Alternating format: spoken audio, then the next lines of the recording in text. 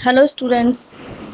आज हम business studies का चैप्टर नंबर 2 पढ़ेंगे, प्रिंसिपल्स ऑफ बिजनेस मैनेजमेंट। हमने लास्ट जो वीडियो पढ़ा था, लास्ट चैप्टर जो हमने पढ़ा है वीडियो में, उसमें हमने लिखा था कि मैनेजमेंट हमारी साइंस और आर्ट्स दोनों है। हमने बताया था कि साइंस इसलिए है क्योंकि मैनेजमेंट के कुछ टेक्निक्स होती हैं, कुछ रूल्स बेस्ड होता है, कुछ ऑब्जर्वेशंस के हिसाब से कुछ प्रिंसिपल्स बनते हैं। तो इस चैप्टर में हम उन्हीं प्रिंसिपल्स को डिटेल में पढ़ेंगे। सो प्रिंसिपल्स पढ़ने से पहले हम ये देखते हैं कि प्रिंसिपल्स का मतलब क्या है। प्रिंसिपल्स का मतलब होता है कि मैनेजमेंट के लिए एक डिटेल्ड गाइडलाइन कि मैनेजमेंट को डिसीजन कैसे लेना चाहिए। That is not compulsory to follow all the principles. Business अपने खुद के नेचर के हिसाब से वो किस टाइप का बिजनेस है, उसके अकॉर्डिंगली जो सुटेबल उन्हें लगता है वो प्रिंसिपल क्या करते हैं, फॉलो करते हैं।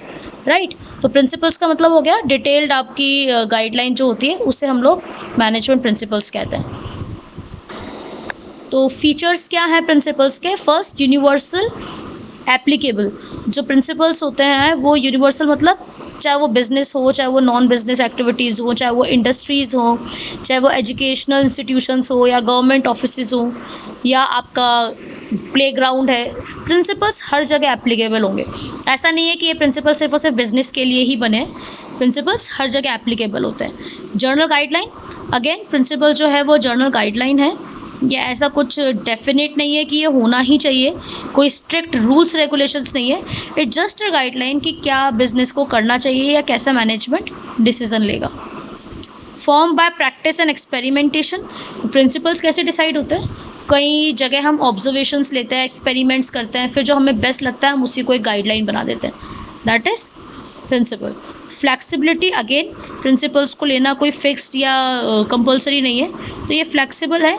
किस टाइप के ऑर्गेनाइजेशन में या किस टाइप की जगह पे आप काम कर रहे हो वहाँ पे डिपेंड करता है, तो उस अकॉर्डिंगली हम प्रिंसिपल्स चेंज कर सकते हैं। Mainly behavioural. The principle of management are directly concerned with human behavior. They ensure a better relationship among the manpower working at organizational level. ये normally human behavior पे based होता है। Main इनका जो object होता है वो होता है कि मैनेजमेंट और वर्कर्स के अंदर एक अच्छा रिलेशनशिप, कोऑर्डिनेशन मेंटेन रहे। Relationship between cause and effects.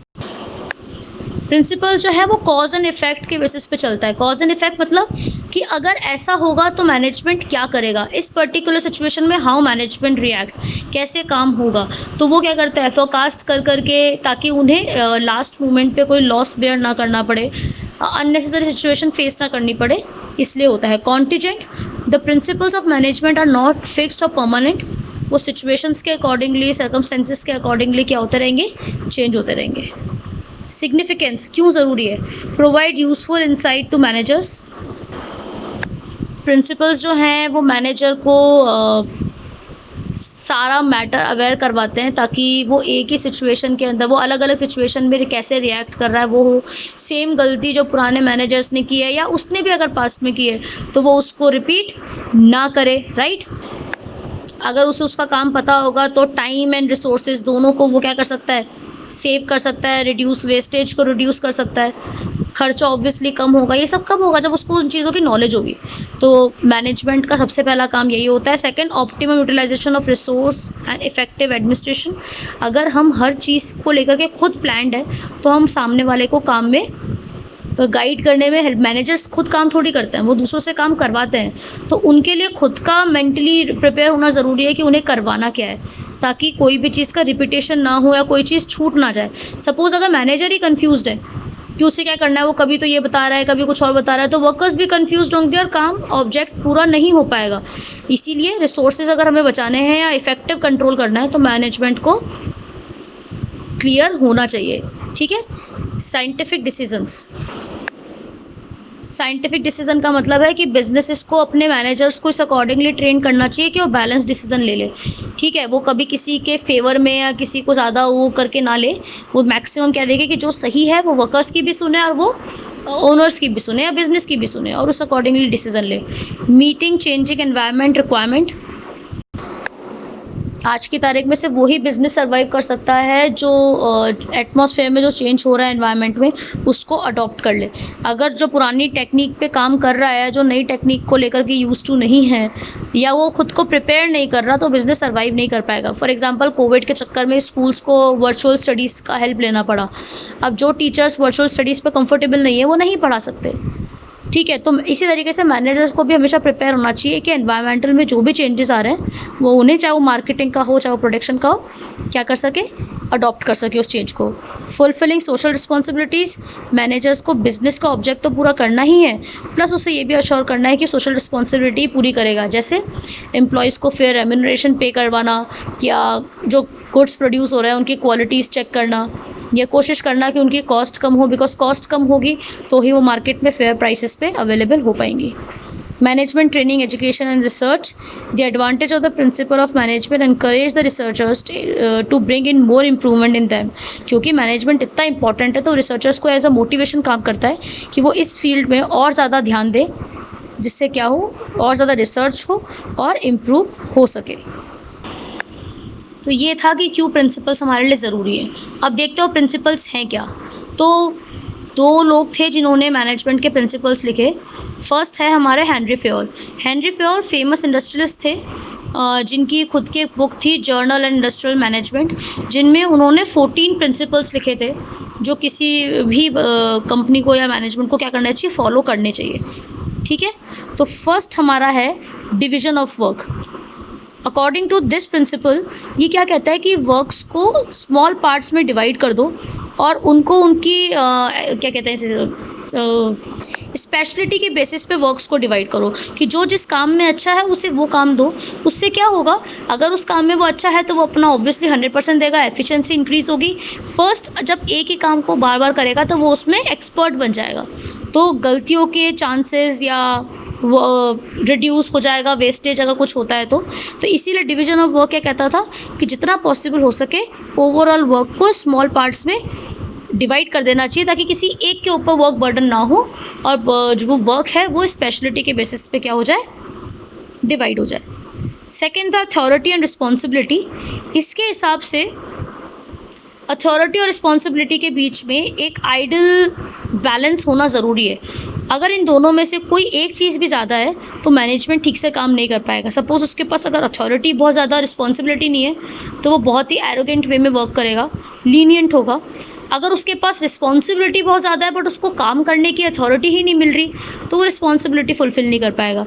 जैसे एक टीचर का रिस्पॉन्सिबिलिटी है सिलेबस अच्छे से कवर करवाना ताकि बच्चा स्कोर करे, लेकिन साथ में उसकी अथॉरिटी क्या है कि वो बच्चे को अपने अकॉर्डिंगली डील कर सकती है, एक्सेप्ट उसको फिजिकली या मेंटली टॉर्चर ना करना ऑफ कोर्स, लेकिन उसके अलावा जो पढ़ाई के लिए ज़रूरी है वो काम सब कर सकती है। तो दोनों चीज़ें होना ज़रूरी है, दोनों की फ्रीडम होनी ज़रूरी है। पढ़ाना कैसा है ये हमें टीचर के ऊपर ही छोड़ना होगा क्योंकि पढ़ा वो रहा है। उसी तरीके से रिस्पॉन्सिबिलिटी तभी पूरी हो पाएगी। तो अथॉरिटी रिस्पॉन्सिबिलिटी मतलब कि जो रिस्पॉन्सिबिलिटी हम दे रहे हैं किसी को, उसको पूरी करने के लिए उसे अथॉरिटीज़ भी देनी चाहिए।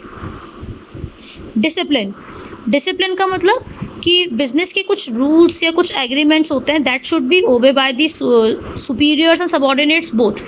मैनेजर्स भी रूल्स फॉलो करेंगे, सीनियर मैनेजर्स भी, एंड जो वर्कर्स हैं वो भी रूल फॉलो करेंगे। उन्हें उन्हीं रूल्स के अकॉर्डिंगली काम करना पड़ेगा ताकि यूनिफॉर्मिटी मेंटेन रहे। नेक्स्ट हमारा है unity of command. Unity of command मतलब जो वर्कर्स काम कर रहे हैं, जो सबऑर्डिनेट्स काम कर रहे हैं, उन्हें कमांड देने वाला सिर्फ एक पर्सन होना चाहिए। अगर हर पर्सन उन्हें कमांड देगा, जैसे ये इससे भी कमांड ले रहा है, ऊपर वाले मैनेजर, दोनों मैनेजर कमांड दे रहे हैं, तो वो कंफ्यूज हो जाएगा। ठीक है, तो हम ये अगर सपोज ये एम्प्लॉयज़ हैं आपके और ये आपका मैनेजर है, तो हर ये राइट अप्रोच है। क्यों? क्योंकि तीनों को एक ही बंदा कमांड दे रहा है, तो कन्फ्यूजन क्रिएट ही नहीं होता। जबकि यहाँ पे आप देखेंगे तो इसे दोनों से कमांड मिल रही है, ये भी दे रहा है, ये भी दे रहा है, तो वो एम्प्लॉय ये कंफ्यूज होता है कि वो पहले किसका पूरा करे ऑर्डर। ठीक है, तो हमेशा कमांड देने वाला एक ही पर्सन होना चाहिए। Unity of direction. Unity of direction का मतलब क्या होगा कि हर प्लान का जो भी काम करना है, उस काम को करने के लिए जो काम करने का डायरेक्शन है उसका सिमिलर वे होना चाहिए।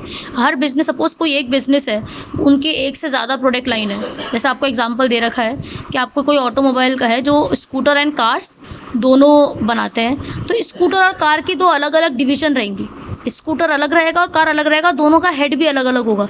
अगर बार बार हम काम करने के प्रोसेस को चेंज करेंगे या हेड को चेंज करेंगे तो काम ज़्यादा इफेक्टिवली नहीं हो सकता। तो हर काम को करने का वे क्या होना चाहिए, सिमिलर होना चाहिए।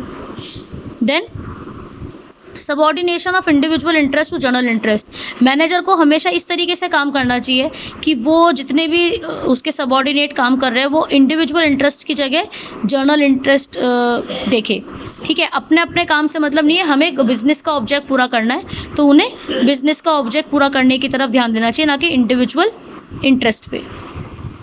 Remuneration to employ, according to this principle employees को फेयर रेम्यूनरेशन मिलना चाहिए जो उसके लिए ज़रूरी है ना। इस फेयर का मतलब ये नहीं है कि रेम्यूनरेशन ज़्यादा दो, ना ये मतलब है कि कम दो। जिसकी जितनी उसकी काबिलियत है, जितना उसे रीज़नेबल लगता है उतना हर मैनेजमेंट को देना चाहिए। अगर आप सैलरी कम दोगे तो ऑब्वियसली उसकी एफिशिएंसी पे उसका वर्क इफेक्ट करेगा, वो उतना काम ठीक से नहीं कर पाएगा। तो ये 7 प्रिंसिपल्स हमने पढ़े अभी। फर्स्ट, डिवीजन ऑफ वर्क, जिसमें work should be divided into small parts as per the specialisation, जो जिस काम में स्पेशलाइज्ड है उसे हम वो काम देंगे। अथॉरिटी एंड रिस्पॉन्सिबिलिटी, जो अथॉरिटी एंड रिस्पॉन्सिबिलिटी के बीच में एक बैलेंस मेंटेन होना ज़रूरी है। अगर हम किसी को रिस्पॉन्सिबिलिटी दे रहे हैं काम करने की तो उसे उस काम को पूरा करने की अथॉरिटी भी देनी होगी। डिसिप्लिन, डिसिप्लिन का मतलब क्या है कि चाहे सुपीरियर हो चाहे सबऑर्डिनेट हो, दोनों को बिजनेस में जो रूल्स और रेगुलेशन है उन्हें फॉलो करना चाहिए। यूनिटी ऑफ कमांड, एक मैनेजर ही बाकी सबऑर्डिनेट्स को क्या करेगा, कमांड देगा। एक सबऑर्डिनेट को एक से ज़्यादा मैनेजर कमांड नहीं देंगे ताकि कन्फ्यूजन क्रिएट ना हो। देन यूनिटी ऑफ डायरेक्शन, किसी एक काम को करने का प्लान एक होना चाहिए। One had one plan, right. किसी भी एक एक्टिविटी को करने का प्रोसेस और प्लान जो है वो एक होना चाहिए, वो ड्यूरिंग द सेशन चेंज ना हो बार बार।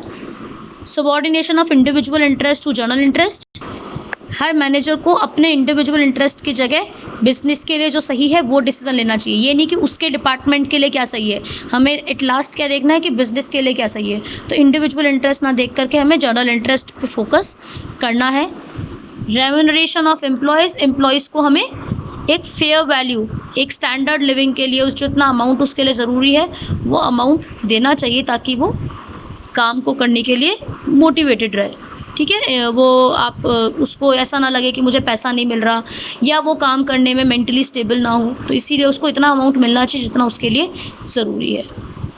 ठीक है, यहाँ तक कि आप नोट्स बनाइए, इसके आगे का चैप्टर हम हमारे नेक्स्ट वीडियो में पढ़ेंगे। तब तक कोई भी प्रॉब्लम होती है तो हम लोग लाइव सेशन में सॉल्व करते हैं। Thank you.